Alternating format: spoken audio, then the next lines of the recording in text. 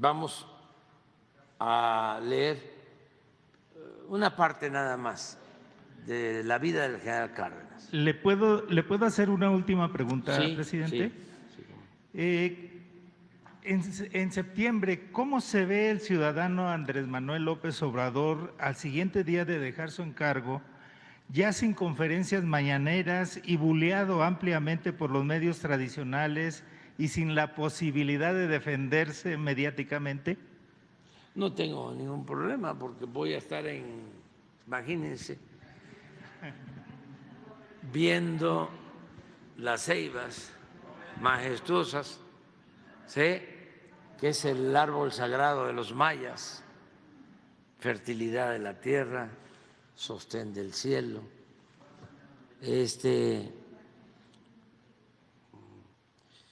Viendo pasar las guacamayas posándose allá en las copas de los árboles, y en la tarde recibir la visita de los zaraguatos.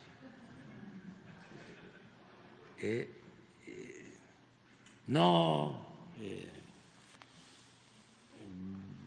va a ser muy importante y voy a sentir que ya contribuí junto con muchos millones de mexicanos, mujeres y hombres, porque esto no es labor de un solo hombre, aquí lo digo, me voy y aunque la vida sigue su curso,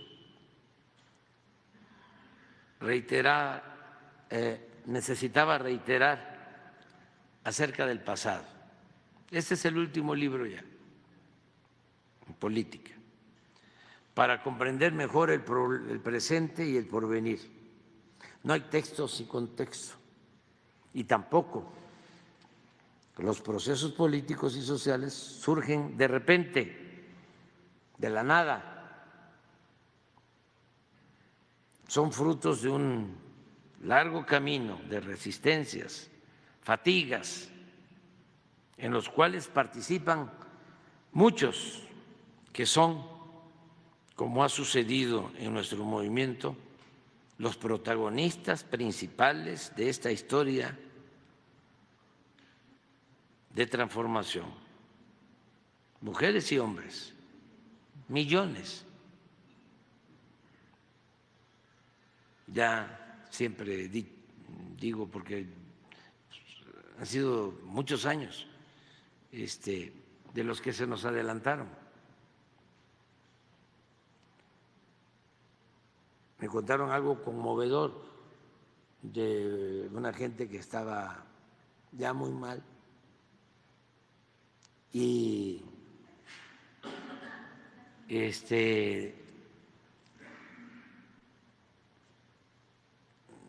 en las últimas, y le preguntó a su hija después de la elección del 2006 que si habíamos ganado. Estaba durísimo, ¿no? ¿Se acuerdan? Y entonces la hija le mintió, le dijo, sí ganamos, papá. Y ya falleció el señor, pero se fue con esa buena noticia.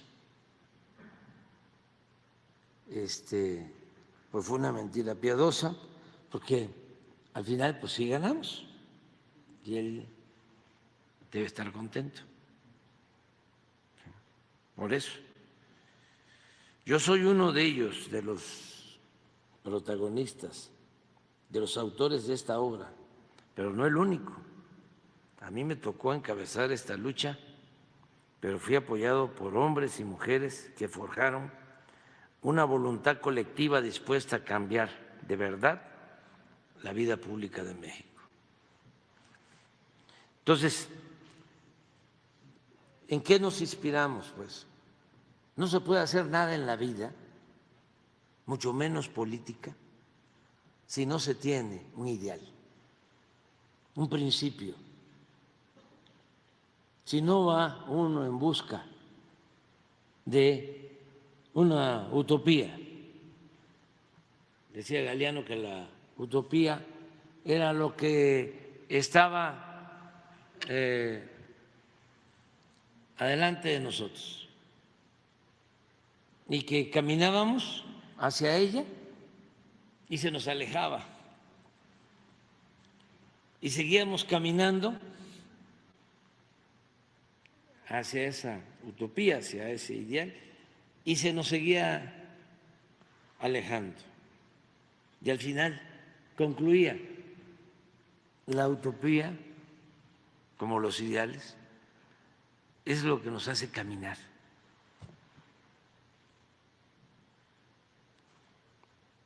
¿Qué se hace sin ideas, sin principios, sin una doctrina? Nada. No podemos solo estar pensando en lo pragmático. Entonces, los políticos tenemos que inspirarnos en quienes lucharon en otros tiempos por la libertad, por la justicia, por la democracia, por las causas justas. Aun cuando hay muchos otros revolucionarios que admiro y respeto, como los generales Francisco J. Múgica y Felipe Ángeles, igual que dirigentes de la talla de Catarino Garza, Praxedis Guerrero, Juan Saravia, Felipe Carrillo Puerto, así como a un gran número de heroínas y héroes anónimos, cierro esta galería de hombres ejemplares rememorando al mejor presidente de México del siglo XX, el general Lázaro Cárdenas del Río. A diferencia de Francisco I. Madero, quien para consumar su bello ideal democrático no pudo o no consideró indispensable reforzar sus vínculos con el pueblo, en especial con los campesinos zapatistas, el general Lázaro Cárdenas no dudó en apoyarse en los de abajo para hacer realidad su obra transformadora. La estrategia del general puede resumirse en tres importantes y consecutivas acciones. Primero, entregó la tierra a los campesinos y ayudó a los obreros. Luego, impulsó la organización de las masas y finalmente, con esa base social, pudo llevar a cabo la expropiación del petróleo y otros bienes de la nación que Porfirio Díaz había entregado a particulares, fundamentalmente extranjeros. En la estrategia cardenista, lo primero fue la atención a las demandas económicas y sociales de campesinos y obreros. El presidente sabía que la única manera de contar con el pueblo era actuar decididamente en favor de sus causas. En consecuencia, desde el inicio de su gobierno, se puso en marcha el reparto agrario. Los campesinos se movilizaron en todo el país solicitando que se les dotara de tierras mediante la expropiación de latifundios o por la vía de la titulación de terrenos nacionales. En poco tiempo, la entrega de las tierras a los campesinos transformó la estructura agraria existente. La trascendencia revolucionaria del reparto agrario cardenista puede medirse con un relevante dato.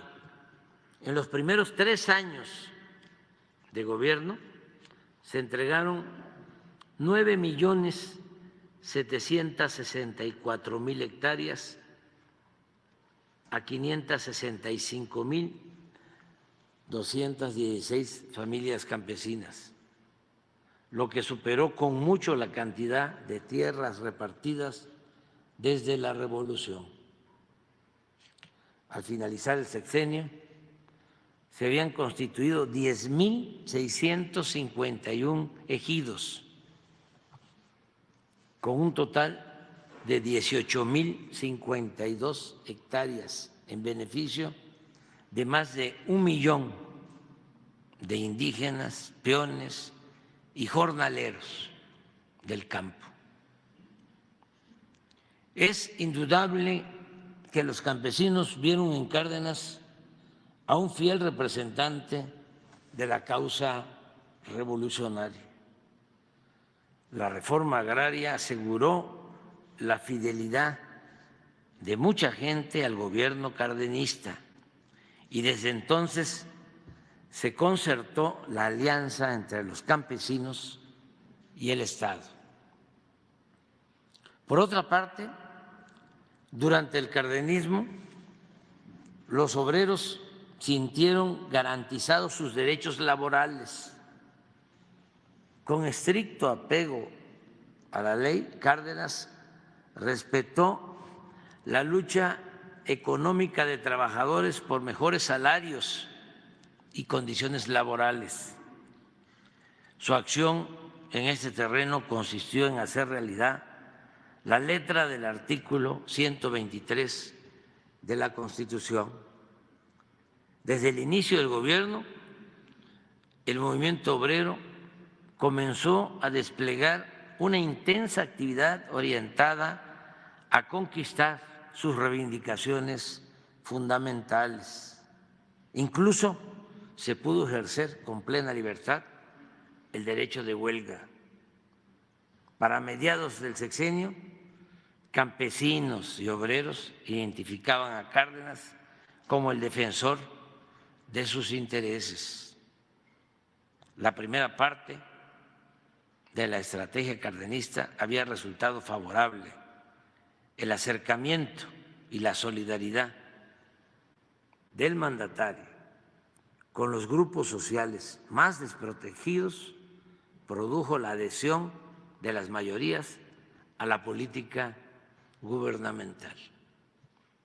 Eso fue lo primero, que no quedara ninguna duda de que era un gobierno del pueblo, a favor de los campesinos, que en ese entonces eran mayoría, y de los obreros. La organización política, que es lo segundo en su mecánica política, la organización política de obreros y campesinos, como segundo eslabón de la estrategia cardenista, se desarrolló con intensidad y entusiasmo. Primero, queda claro que está a favor de los campesinos y de los obreros, y también para los jóvenes. La política significa representar algo y a alguien.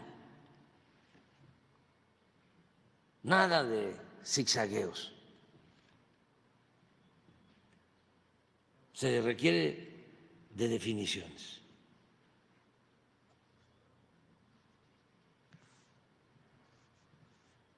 Primero, se integraron la mayor parte de los sindicatos nacionales.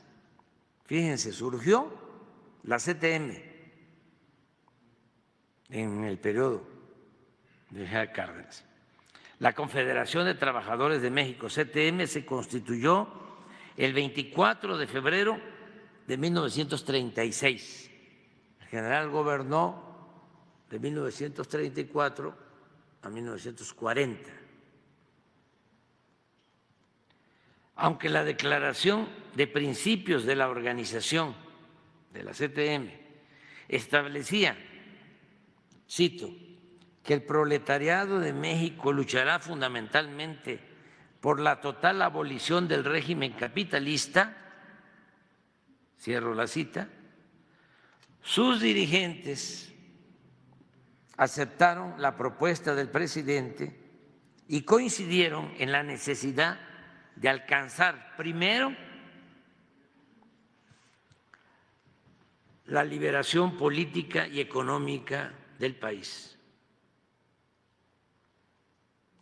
Bajo estos principios, el movimiento obrero apoyó decididamente al gobierno en su lucha por la soberanía nacional.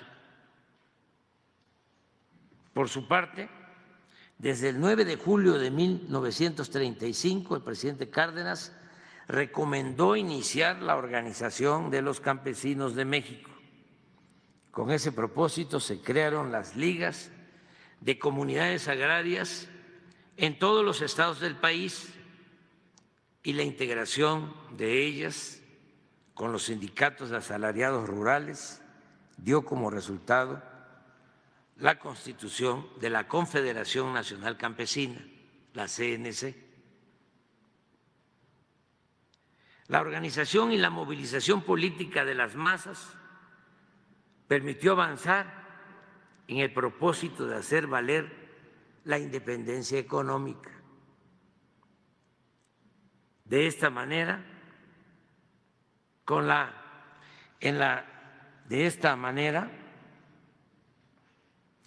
expropiación de los ferrocarriles y de las empresas petroleras, se devolvieron a la nación bienes y recursos que desde el porfiriato se encontraban en manos de extranjeros.